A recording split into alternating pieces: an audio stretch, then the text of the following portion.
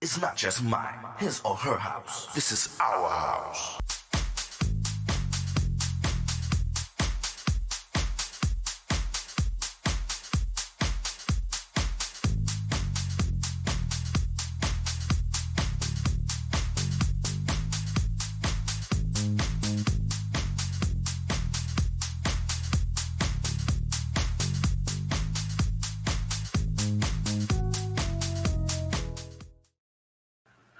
Hello, everyone. My name is Tyrone Lowe. This is my show, The Legends.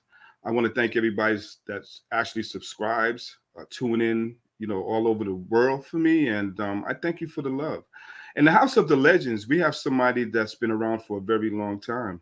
Three-time Grammy Award winner, producer, songwriter, singer, vocal producer, and I'm going to give you Stephen Russell Hart. Hey, Stephen, what's going on, man? Hey, how you doing? Quite well, man. Um, you know, um, in the beginning for you, let's talk about Troop because I know that you actually extended from that, and let's hear your version about how you actually got connected with them, and how did it actually happen?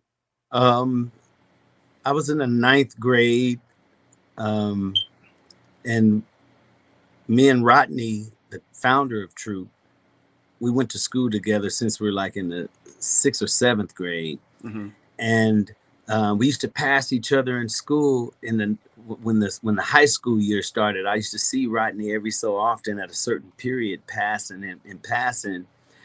And one day he told me that he was going on the TV show Putting on the Hits.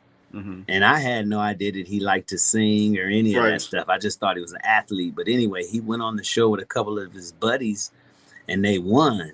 Hmm. And, eventually a couple of weeks later, a month or so later or something, he came to me and asked me, he said a producer saw the show and wanted to know if the guys could sing. And Right. he needed me to meet with his mom because, you Hmm. know, they needed to be a singing group. So that's how it started in 1984 when I had just turned 14. Okay. That's how Wow. it all started. So, at the age of 14 years old, did you think that Troop would actually turn out to be established the way they were? Well, no, because it's such a dream. You dream of being like Michael Jackson and Prince and all that Right. stuff. But of course, it's impossible to you as a child. Right.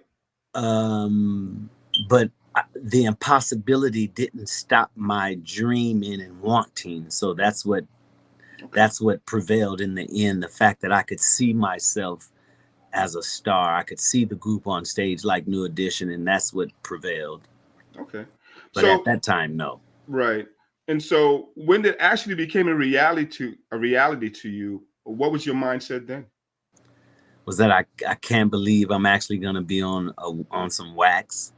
You're actually gonna be able to hear my voice on the radio. Right. Like I couldn't believe it. Like this can't. It can't be coming true. But at the same time I was saying this can't be coming true, Hmm. we were working our asses off, man. Like, we didn't have a record deal or anything up until then, and we performed and worked like we were Right. stars already, man.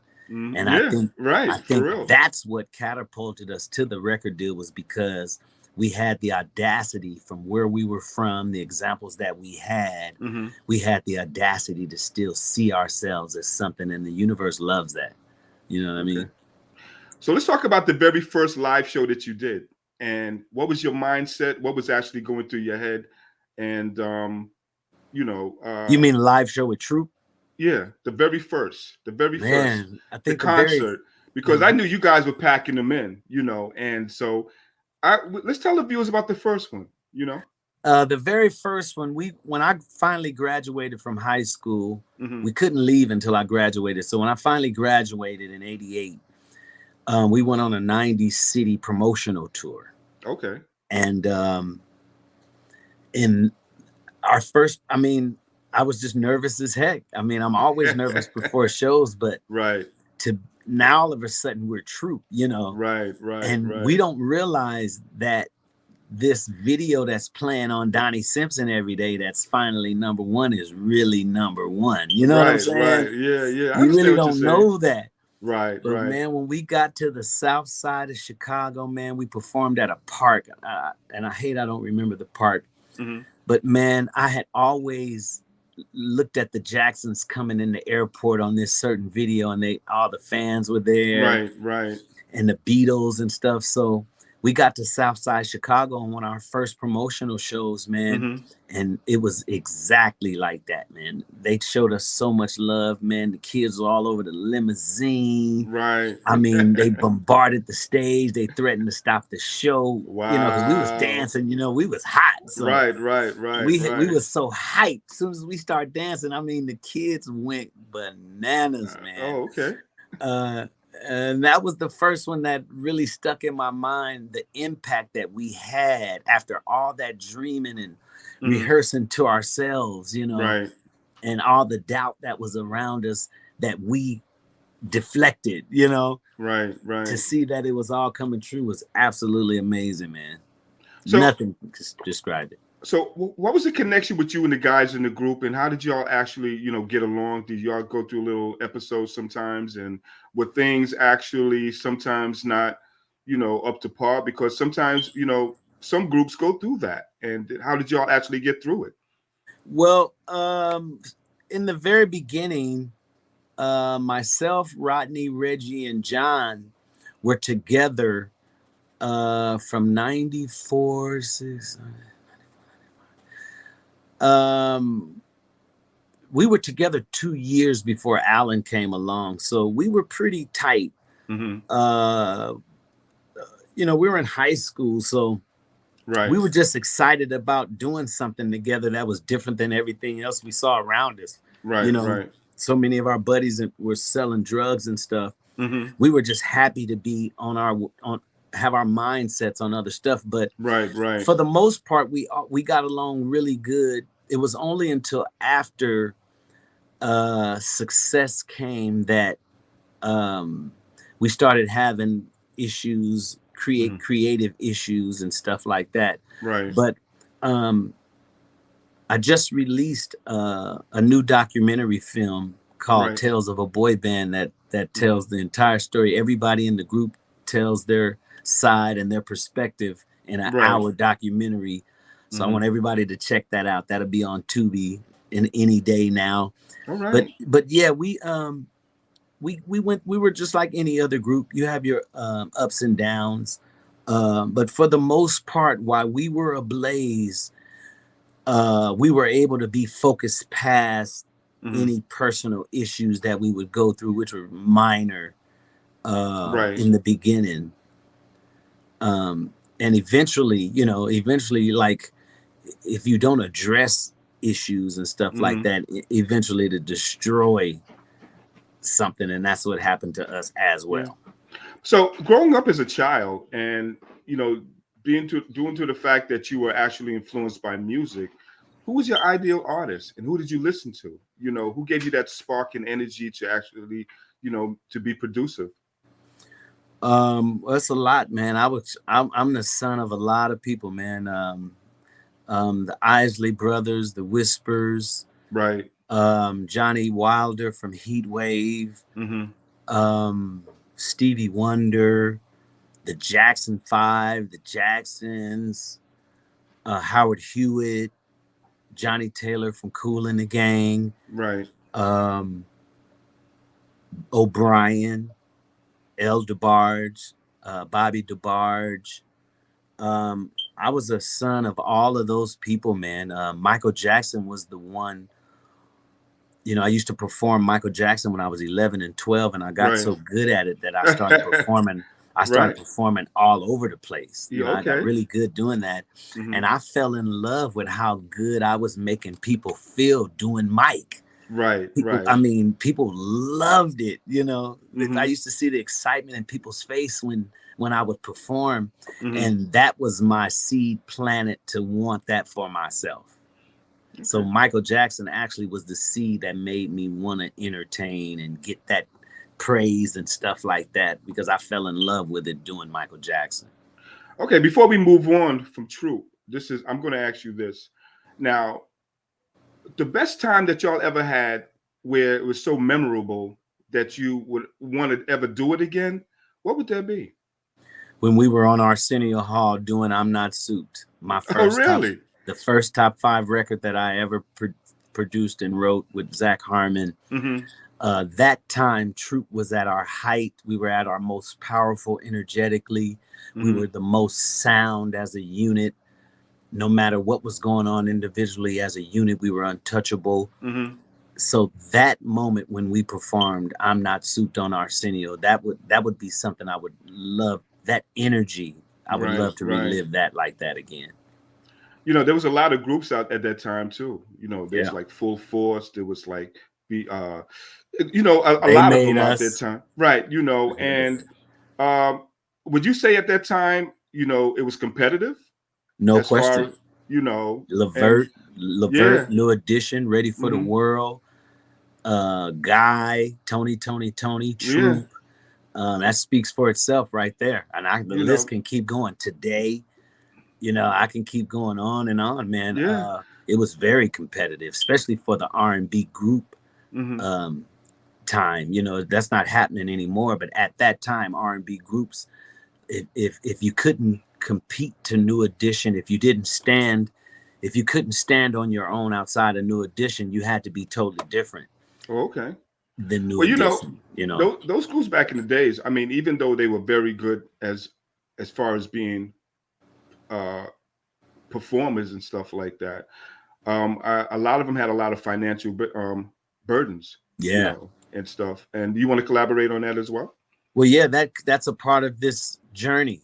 You know, any journey, any business, anybody from Ford to Disney will tell you times when they wanted to give up on their dreams because they didn't have enough money to complete this or do this, or they were broke. Right. And the music business is no different. You know, outside of being a great performer, somebody around you has to be great in business. It's a team effort to become wealthy. Right.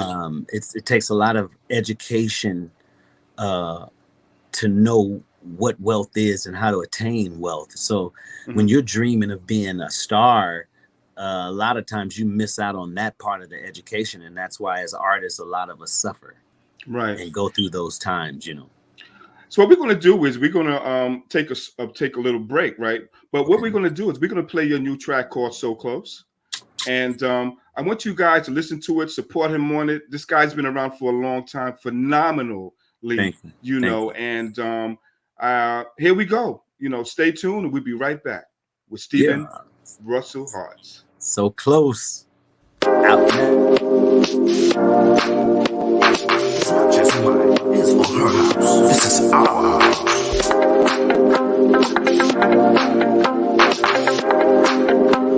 We got some fun people in the house tonight.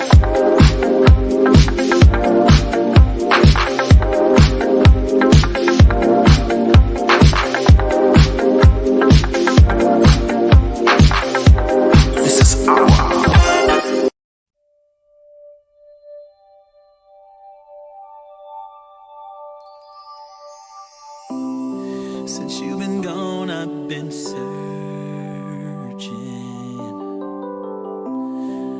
trying to find all the things that you are. I chose to make a sacrifice, but look what I did. I lost what was mine. Now I'm alone. I wish you were still here. We were so close. We never had to go anywhere else for anything. You made me feel like I was strong enough to do everything. And no matter where I go, no matter how long I live, I will never feel that feeling again. I know that I hurt you, but baby girl, I never meant to. All the things that we went through, all the years I was playing you, and when I had everything I needed, you were my air, but I didn't breathe it. It was right in front of my face. Now I'm so lost. What a waste. We never had to go anywhere else.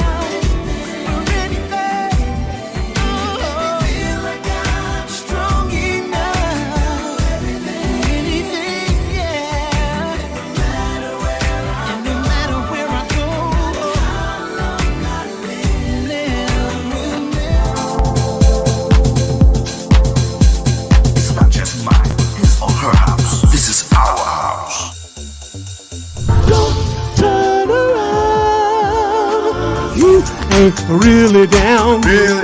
Playing the games you do. Someday, everything will be alright. Know that different people make the world go round. Because of you, my dreams are coming true. That erases my rainy day. Right now, I don't care who's watching. For whatever the reason there might be. With your love by my side, the world will be mine. You're the one for me. Yeah!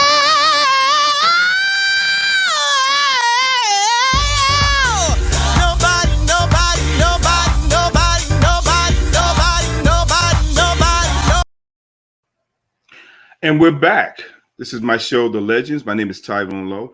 And in the house of the legends, we have Stephen Russell Harts. Hey, Steve. Yes. You know, we looked at the troop side of you. Now we're going to go into the deep side of you as being a producer. Because you produced so many artists. And, Yeah. you know, when did you feel that you was actually able to actually extend yourself to that point where, you know, you became to have that creativity to actually start producing? Well, that started when I was in troop as well. There came a Okay. point where the songs that we were getting from other people weren't what we needed. So I was forced to start writing songs and producing.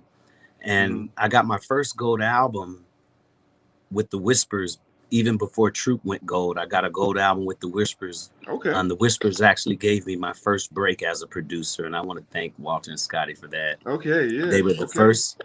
They were the first people outside of Sylvia Roan to believe in me as a young writer producer. And from there, I went on to write and produce songs with Troop for Troop as well. And once Troop, we went on our hiatus, my mom brought it to my attention that I shouldn't just keep holding songs for Troop, that I should, you know, extend myself. And that's what she lit the spark for me to start sending songs to other people. And that's actually how it got started.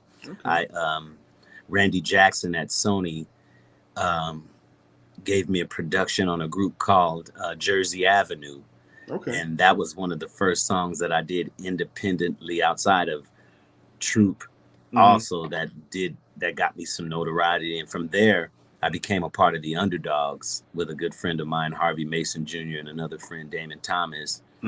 And in the Underdogs, I wrote and co-produced No Air for Jordan Sparks. I got my second Grammy with Take You Down with Chris Brown. I got my first Grammy, Jennifer Hudson. I got another Grammy with Chris. And we worked on Charlie Wilson. I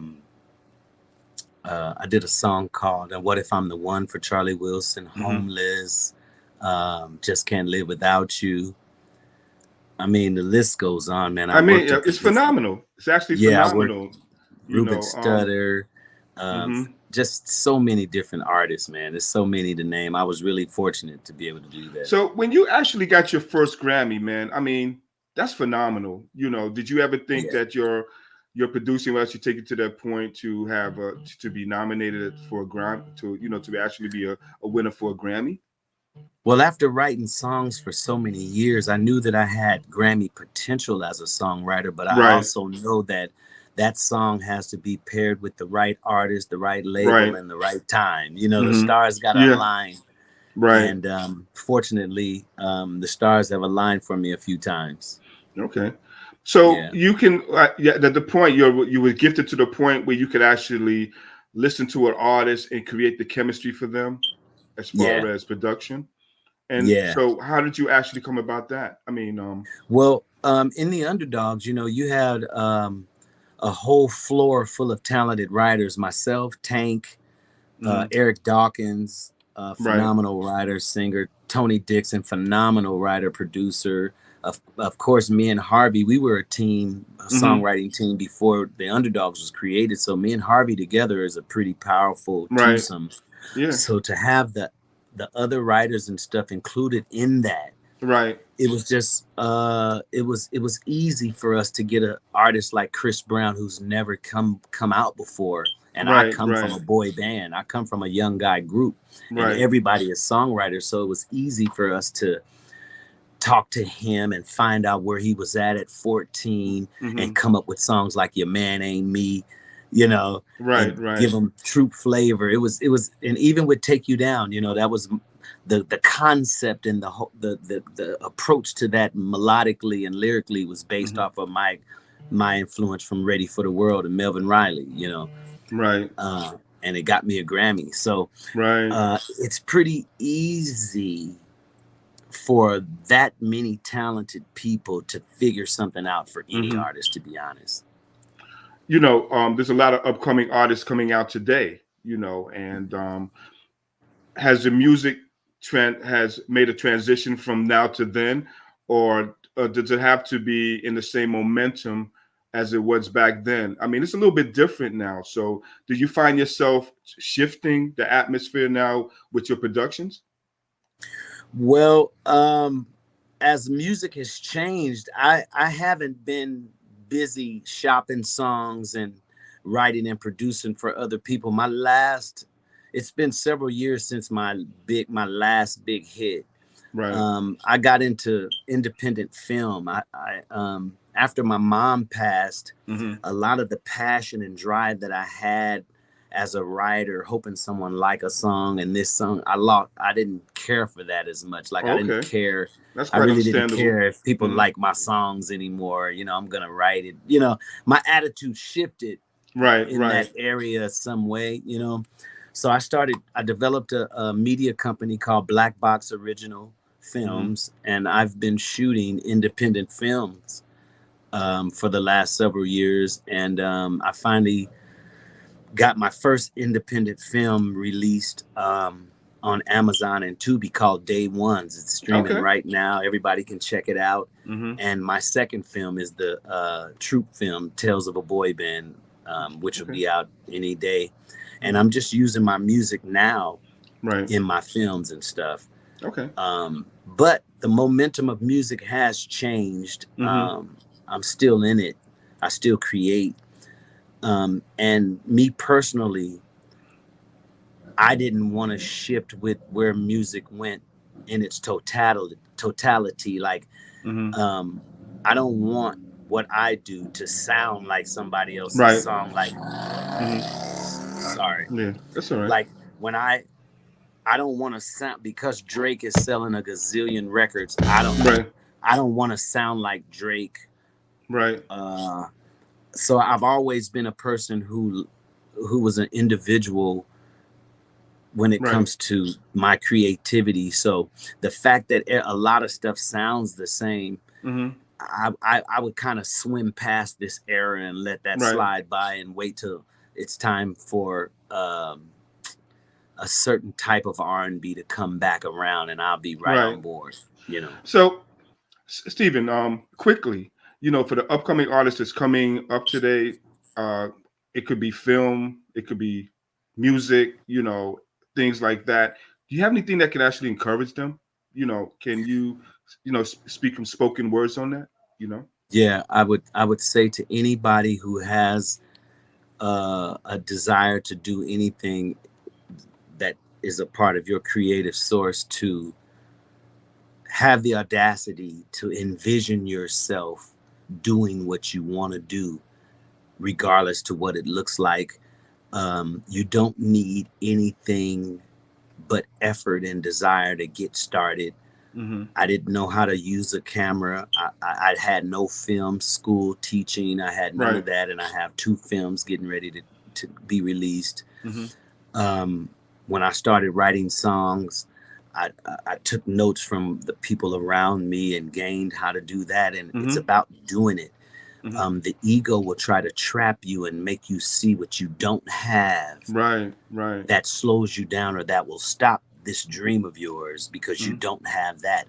Whenever you hear that as a creator, that's a lie. I hear you. Whenever the ego reminds you of what you don't have, that's the lie that's opposite of the abundance that we are part of in this universal Right. force. Mm. So if everybody can just remember that there is no lack, if you can look around you and see all the abundance, whether it's trees, bugs, flies, whatever, if you can Right. just remember that you are attached to this abundant force and Right. this abundant source, you won't listen to the ego when it tells you what you don't have and you I hear need you. money to do this, you Right. need a budget to do this, or you need a Right. crew to do this. All those are lies. Mhm. Just do it. Well, you know what? It's been a pleasure having you on my show, Stephen. And thanks for being informative. And everybody, this been, support him on his new track, So Close. And let's give it a Thank you. listen. And this has been another T-Lo video production. And y'all stay tuned for another episode. Thanks. It's not just mine, it's on her house. This is our house.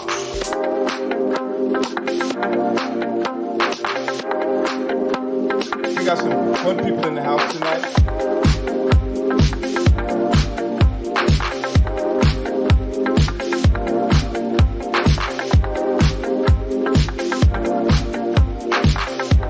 This is our house.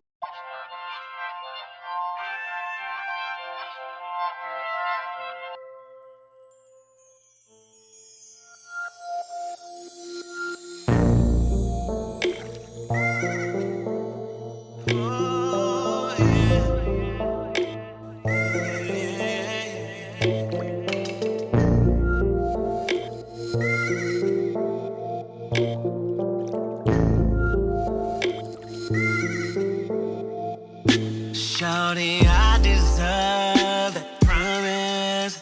You said you get 365 days of love, and I want it. I do my part, give my all. I stay dedicated, and all I really wanna feel is appreciated. Girl, that's all. Yeah. Then you wonder why I be wanting you to break up. I'm just saying, 'cause when I try to talk, you always wanna blow up. I'm just saying, you don't ever think to try and comfort me until you get in, and you think that's all I am. You don't understand. If you really want me to stay, even though we're making mistakes, I don't wanna be the same. Everything that gotta change, it ain't ever gonna work this way, no way. Girl, you're supposed to bring me life instead of bringing my demise. It feels like I'm wasting time. In my feelings, in my feelings, in my feelings. I'm in my feelings, I'm in my feelings, yeah. I'm in my feelings, It's not just mine, his or her house. This is our house.